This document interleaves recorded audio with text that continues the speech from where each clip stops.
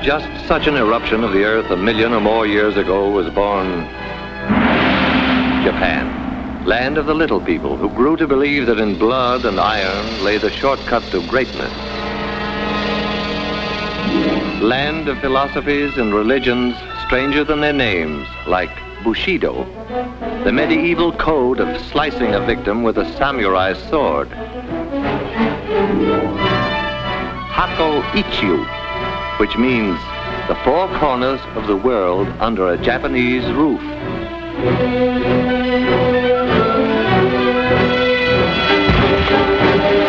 And Shinto, which assures its people that the answer to all things comes from the skies. The truth of that one they were to discover. Old Japan was primitive. The history of the new Japan is a story of successful copying. On a tradition of peace and love of the soil, the new Japan suddenly turned its back and copied our locomotives, our planes, our great ocean-going liners. Even Tokyo might have been transplanted bodily from the Western world.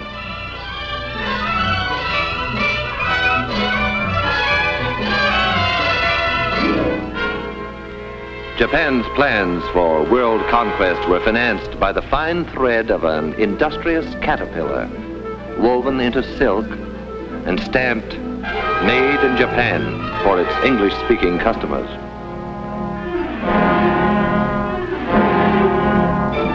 Soft silk sent away for hard scrap iron, to be forged into weapons and returned to us eventually in hate.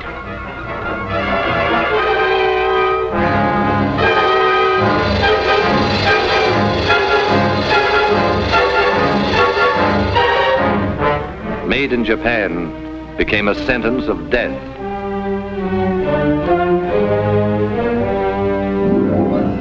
How will it end for the little people who wanted to enslave the world? The answer to that was to come, like the answer to all things, from the skies. Only when it came, it was to be stamped, "Made in America," as it was, for instance, on Doolittle Day, when the Hornet, the first Shangri-La, pointed her prow right at the heart of Tokyo.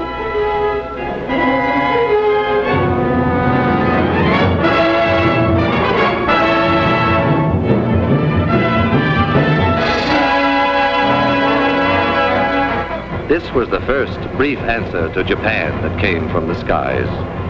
It was not to be the last. General Doolittle vowed, "We're going back to Tokyo, and we shall go in full array and with mighty allies." A weapon was ready.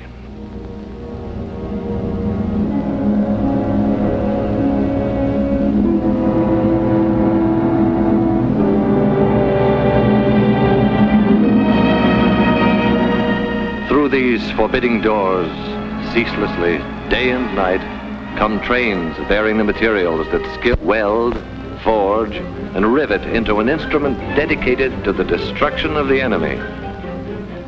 This is only one of many plants that one day appeared where just the day before, it seemed, was pasture land, or the place where they were building washing machines. When the workers reported for the first time, few of them guessed the exact nature of what they were building. They knew that a giant plane would result, but beyond that, it was largely conjecture. But then the day came, inevitably, when the pieces of their jigsaw began to fit together.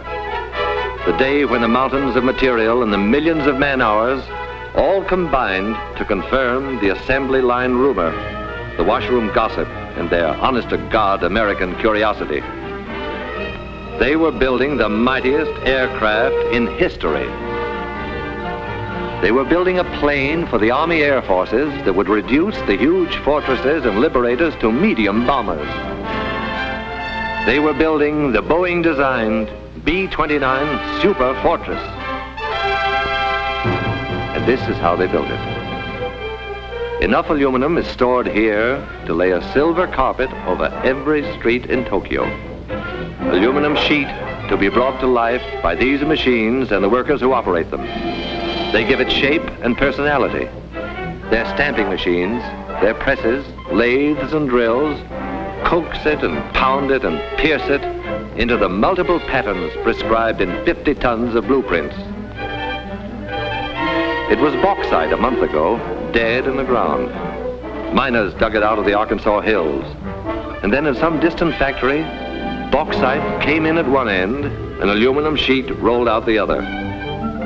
One day from now, in the stratosphere above the clouds, it will mirror the sun.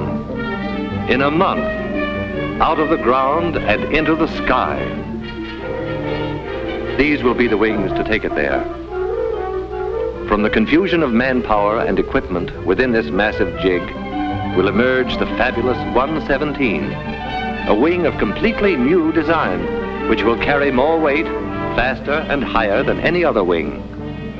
The jigs themselves, the fixtures and the tools were designed so that unskilled workers could be expert with them in a week, whether they were farmers or clerks, cotton pickers or housewives, salesmen or ex-soldiers. The wing is of awesome weight and dimension, yet a girl can lift it with about the same effort that she would need to adjust the flower in her hair. Space and the handling of bulky parts have always been problems in assembly production. The engineers who designed this plant solved both problems at once with a few strokes on their drafting boards. They moved traffic to the ceiling. Thus, they allowed workers more time at machines, and machines more time at work.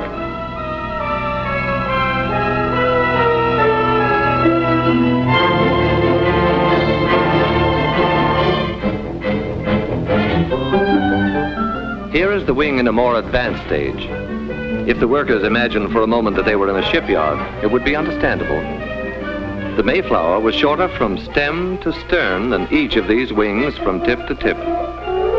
All the pilgrims who landed at Plymouth Rock could curl up within the gasoline compartments in the wing and sleep no less comfortably than on their long Atlantic crossing. Each of these nacelles will encase an engine of 2,200 horsepower, 4 of them harnessed to one superfortress, 8,800 horsepower. What does that mean? Horsepower means more than 300 miles an hour. Horsepower means flying high enough to see all the New England states at once. Horsepower means victory in the air. When these skeleton nose sections are enclosed in aluminum and glass, they will be the most comfortable cockpits a bomber ever had. The windows cannot cloud or frost. The pilot's instrument panel is less complex than the dashboard of an automobile. Soundproofing allows talk without the interphone. And because the entire compartment is a pressurized tank, the air remains practically constant from prairie level to the rarefied atmosphere over the Himalayas. Back of the control cabin is the huge center section. Here the wings will be set.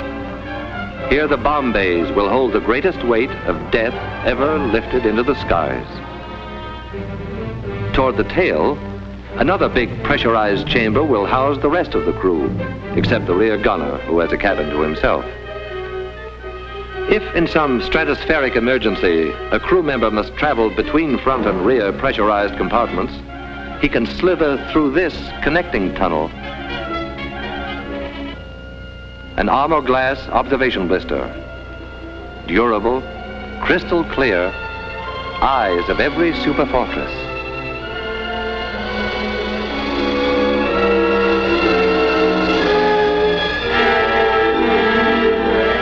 The prefabricated sub-assemblies are manufactured by other contractors and shipped to this plant by the carload.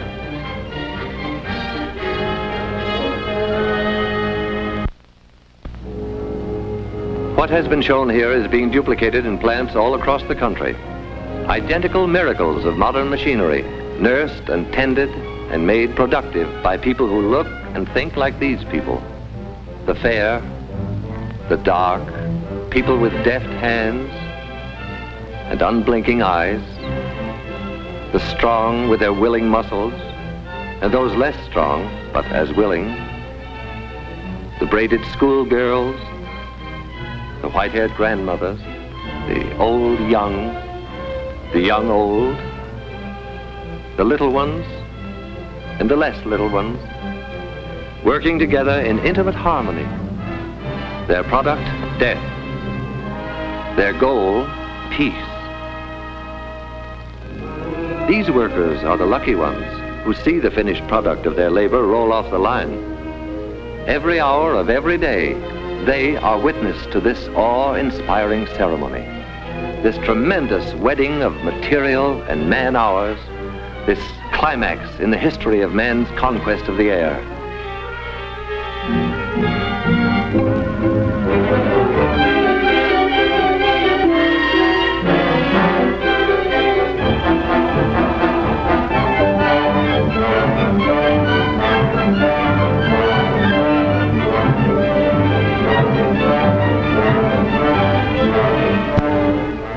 But what of the others who helped, however remotely, to create an aerial weapon they have never seen? The lumberjack who felled the trees that became the blueprints of the B-29. The bauxite miner in the Arkansas hills, and the miner of iron and coal. The builder of guns and engines and propellers. The grimy, sweating men who cast the cylinders and forged the crankshaft. The maker of tires, electrical equipment, instruments and safety wires, the citizens who paid for the superfortress with their purchases of war bonds. Theirs are isolated lines of effort, initiated all across the land and converging eventually beneath this vaulted roof. Here, the sum of their energies assumes shape and stature and meaning. Here is the final meeting of every effort and every part.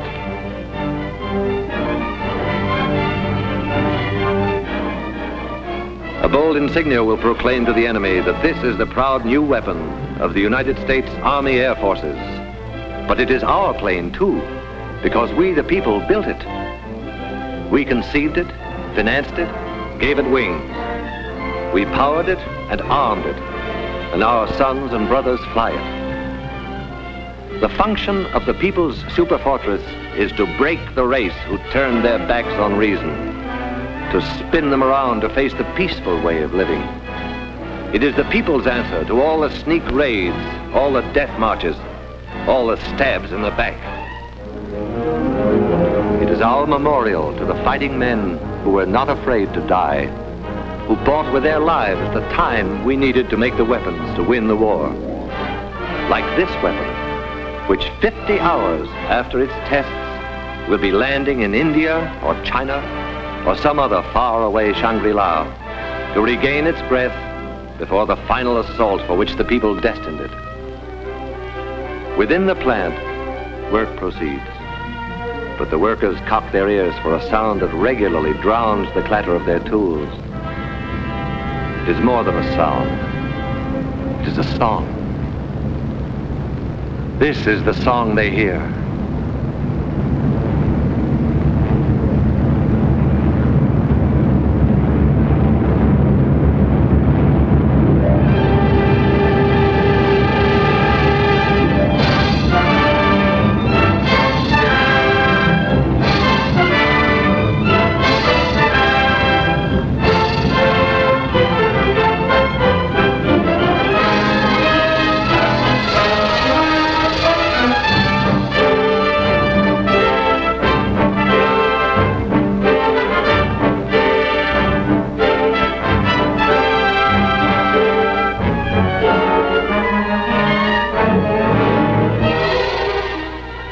The story begins in 1939, when the far-sighted Army Air Forces said, "We want a plane for our defense that can fly a bomb load thousands of miles out to sea and return." After 6 months' work, there was a tiny model which spent the next 6 months in a wind tunnel. And then there was a full-scale model which was subjected to every punishment man could devise for it. Only after a year of such tests did the Air Forces let contracts for planes that would be built to fight. The B-25 Mitchell is a big, strapping bomber, 67 feet across the wings, but it could reach Japan only if it took off from an aircraft carrier. Much bigger is the famed B-17 Fortress. 104 feet from wingtip to wingtip, it has ranged 1,400 miles over Japan's island conquests. but it cannot reach Japan itself from any base we now hold. The superfortress, wingspan 141 feet, longer than the Wrights' first flight through the air at Kitty Hawk. Range, altitude, and bomb load, secret, though the Air Forces do say of them laconically. Very long, very high, and very large. Because it is a global bomber, around it has been built an entire new Air Force, the 20th. The 20th War Theater is the world itself. Its operations room is the war room of the Chiefs of Staff in Washington. Its planes will be treated as a major task force, in the same manner as a naval task force is directed against a specific objective. Watch it come in for a landing. A revolutionary set of flaps that constitutes nearly 1/5 of the wing area gives the ship a low landing speed and a shorter landing run than many a plane half its size. All this great weight of superfortress is supported by a tricycle gear whose tires require less pressure than a child's bicycle.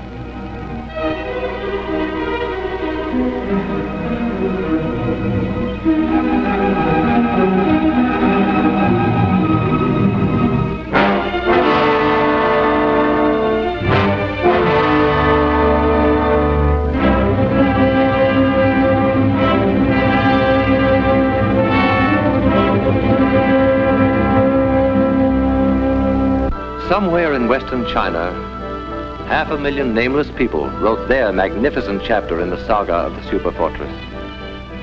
2,000 years after their ancestors built the Great Wall for the defense of China, these farmers transformed saturated rice paddies into airfields for offense against a new invader. They had no machinery as we know it, only their million hands, and a searing memory of anguished years since Japan set out to annihilate them. Stone by stone, layer after layer, bound together not just with muddy water, but with the blood of their brothers who died under the samurai's sword. And soon there were runways to bear the weight of a whole fleet of superfortresses. Revenge for the nameless people was close at hand.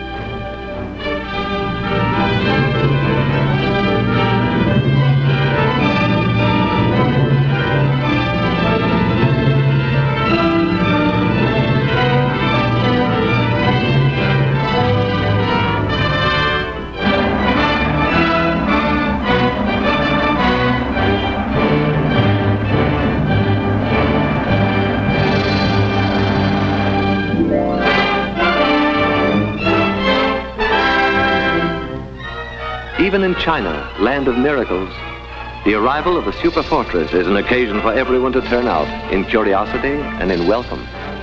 A welcome now, but journey's end on the other side of the globe is only the beginning of another, grimmer journey.